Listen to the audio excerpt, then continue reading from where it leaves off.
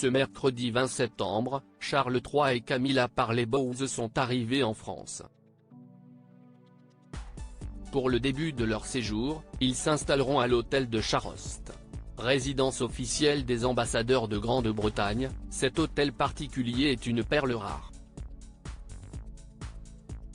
Charles III et Camilla sont en France. Mais n'y dormiront pas. Arrivés ce mercredi 20 septembre pour leur première visite d'État dans l'Hexagone, le roi et la reine vont poser leurs valises en Angleterre. Enfin, dans un bout d'Angleterre en plein cœur de Paris. Pour leur séjour en effet, ils dormiront entre les murs de l'hôtel de Charost. Résidence des ambassadeurs de Grande-Bretagne depuis 1814, il se situe rue du Faubourg Saint-Honoré. Construit par le gouverneur de Louis XV, cet hôtel particulier a été la résidence de nombreux personnages historiques. Pauline Borghese, la sœur de Napoléon y a notamment vécu. Tout comme le duc de Wellington.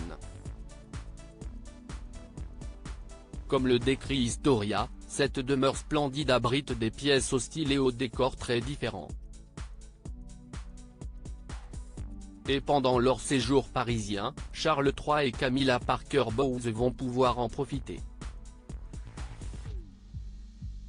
Chambre bleue et salon rouge de Pauline, salle de bal Victoria Napoléon III, salle à manger d'apparat Louis XVI, ou, si royalement british, salle du trône dont le siège est revêtu de plexiglas pour éviter tout crime de lèse-majesté, écrivent nos confrères.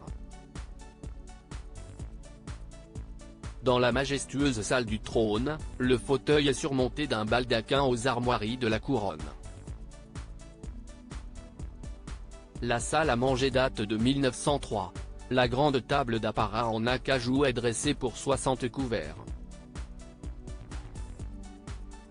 Longue de 15 mètres, elle est composée de 28 rallonges.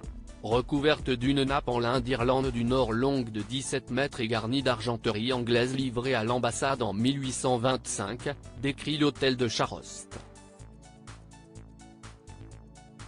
Charles et Camilla, plusieurs chambres et un grand salon au début du XXe siècle, le hall d'entrée est rénové dans le style Louis XV, reflétant une sensibilité pour le style édouardien.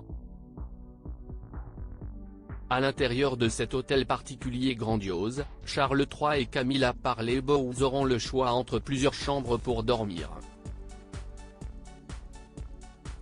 Et s'ils ne sont pas fatigués, ils pourront prendre du bon temps dans le jardin de cette résidence qui jouxte ceux de l'Élysée. Là, ils se sentiront chez eux. Car l'extérieur a été insista modifié pour refléter le style anglais, plus à la mode et moins formel. Une grande pelouse entourée d'arbres et d'arbustes et un bosquet d'arbres à l'extrémité sud du jardin furent aménagés, apprenait-on. De quoi vivre la vie parisienne dans un écrin de verdure.